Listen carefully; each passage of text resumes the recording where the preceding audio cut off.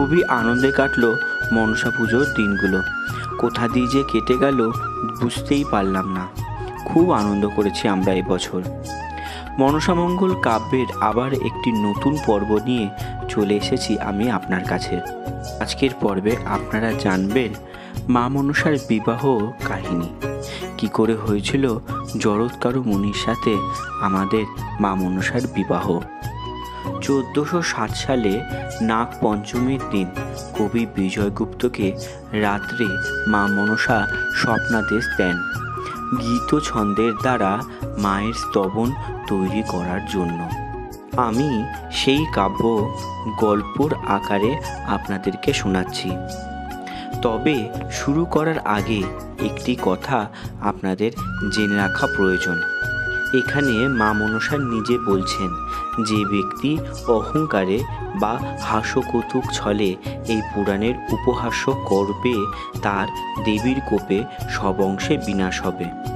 তাই বলছি, ভক্তরা দয়া করে ভক্তি চিত্তে এই পাঠ শুনুন, আপনাদের ভালো লাগবে। পিতার গৃহে পদ্মাবতী আছেন শান্তিতে। মহামায়া কন্যাকে মেনে নিয়েছেন। পদ্মাবতী তার সখীদের সাথে জলক্রীড়া করতে গেছেন। মহাদেব মনে মনে ভাবছেন, কন্যার এখন বিবাহের সময় এসেছে। উত্তম পাত্র সন্ধান করে কন্যার সাথে বিবাহের ব্যবস্থা করতে হবে।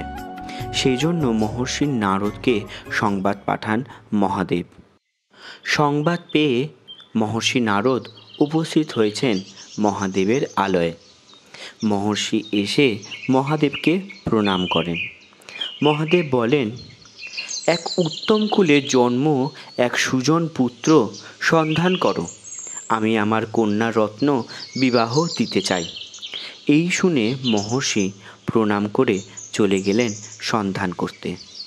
ভেবে চিন্তে মহর্ষি এক পাত্র সন্ধান করেছেন, কিন্তু যে পাত্র সন্ধান করেছেন তার নাম ও পদ্মাবতীর দ্বাদশ নামের মধ্যে এক, অর্থাৎ আমাদের মায়ের দ্বাদশ নামের মধ্যে জরৎকারুর নামটিও মা মনসার।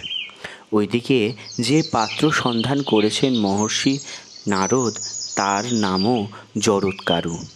এই মুনি অতীব ক্রোধী, তিনি দন্তে বজ্র ধরতে পারেন। এই উপায় করেছেন মহর্ষি, কিন্তু এই মুনিকে বিবাহ প্রস্তাব দেবেন কোনজন? যদি তিনি ক্রোধে কোনো শাপ দিয়ে বসেন, এই ভয়তে কেউ তার সামনে যায় না। মহাদেবের সামনে গিয়ে সকল কথা বলেন মহর্ষি। তখন মহাদেব সংবাদ দিয়ে পাঠান রথী ও তার স্বামী কামদেবকে। কামদেব ও তার স্ত্রী প্রণাম করে কি কার্যের আদেশ আছে জিজ্ঞাসা করেন মহাদেবের কাছে গিয়ে। তখন মহাদেব বলেন, জরৎকারু মুনি নামে আছেন এক অতীব তপবান এক মুনি। তিনি থাকেন তমসা নদীর তীরে। আমার কন্যা পদ্মাবতীর সাথে আমি চাই তার বিবাহ সম্পন্ন হোক।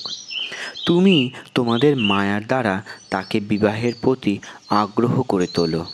ওইদিকে মুনিবর বন মাঝে পর্যটন করছেন।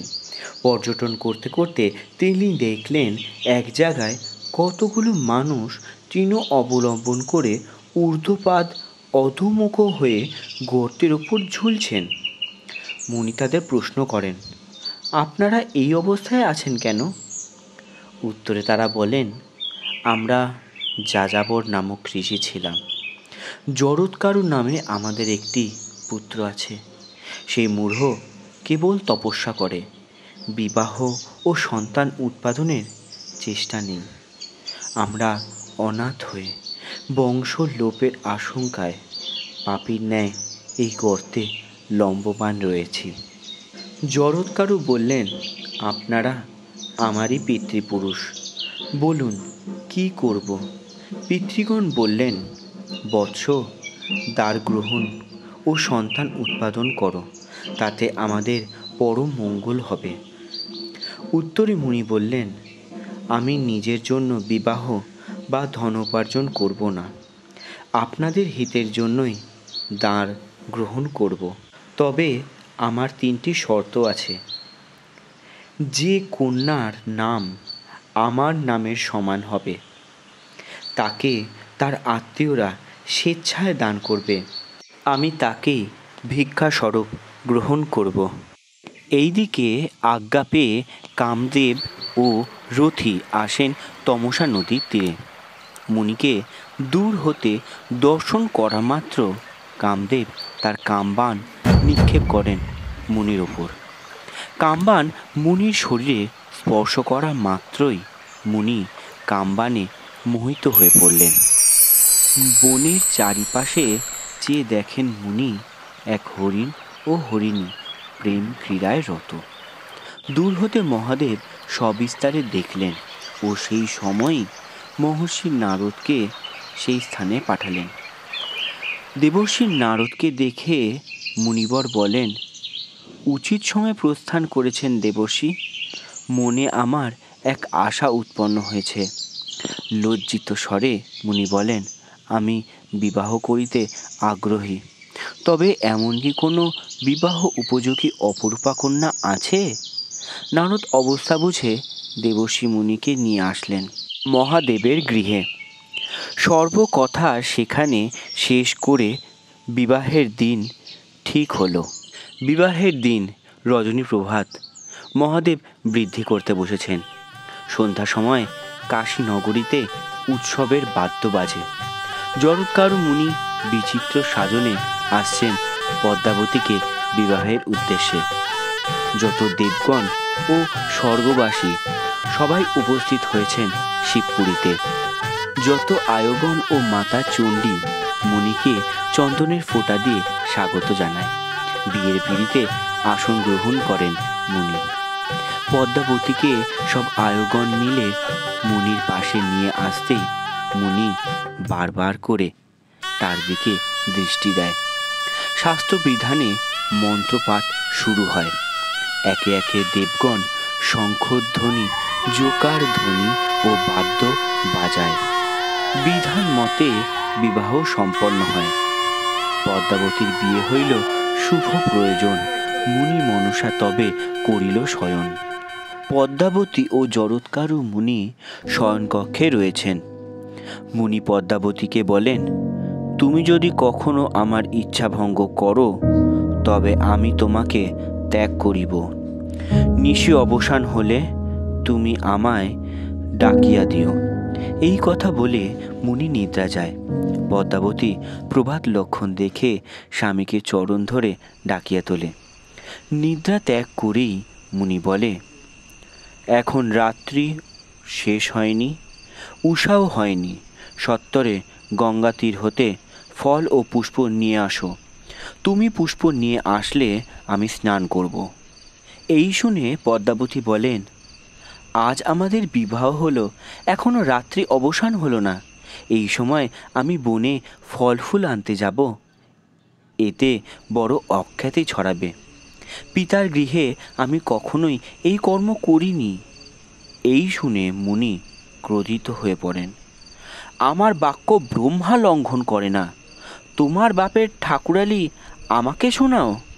অন্য কোনো দেবতার কন্যা হলে দণ্ডের বাড়ি দিয়ে মুখ ভাঙিয়া দিতাম তোমার। কোপের বশে মুনি পদ্মাবতীকে অনেক কটু কথা বলে, বাপের কথা বলে নানা ভৎসনা দেয়। এতে পদ্মাবতী ক্রোধে আকুল হয়ে পড়ে। এত স্পর্ধা, এত অহংকার নিজের, তবে এই মুহূর্তে সব তেজ অহংকার নিঃশেষ করে দিতে পারি, এ কথা ভাবে পদ্মাবতী মনে মনে। ধীরে ধীরে আরও ক্রোধ বাড়ে তার। তখন দেবী বিষ পূর্ণিত নয়নে মুনির দিকে চাইতেই মুনি কাল বিষের ঝালে ছটপট করতে থাকে। কোথায় জপ, কোথায় তপ, কোথায় বড়াই, বলবুদ্ধি সব নষ্ট হয়ে জ্ঞান হারায় মুনি। মুখ হতে ফেনা পড়ে মুনির। দূর হতে বসে আছেন পদ্মাবতী। আয়োগণ ও মাতা চণ্ডী বাসর ঘরে প্রবেশ করতেই দেখেন এই দৃশ্য। বারংবার জিজ্ঞাসা করতেও কোনো উত্তর দেয় না পদ্মাবতী। মাতা চণ্ডীর বার্তা পাঠায় মহাদেবকে। বার্তা পেয়ে শীঘ্রই উপস্থিত হয় সেই কক্ষে। পিতার জিজ্ঞাসার সব কথা বলেন পদ্মা।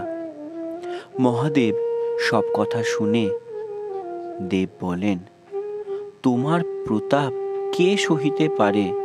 পদ্মা, এই মুহূর্তে নিজ স্বামীর প্রাণ ফিরিয়ে দাও, না হলে যে অপযশ ছড়াবে। দেরি না করে পদ্মাবতী স্বামীর কাছে গিয়ে শ্রবণে মূল মন্ত্র জপতেই জরৎকারও প্রাণ ফিরে পায়। আজকের মতন এখানেই সমাপ্ত করছি। এর পরের পর্বে আপনারা জানবেন দেবীর গর্ভে সন্তানের কিভাবে উৎপন্ন হয়েছিল। আপনাদের সবার কাছে একটা অনুরোধ, যাওয়ার সময় অতি অবশ্যই জয় মা মনসা লিখে কমেন্ট করবেন ও একটি লাইক দিয়ে যাবেন।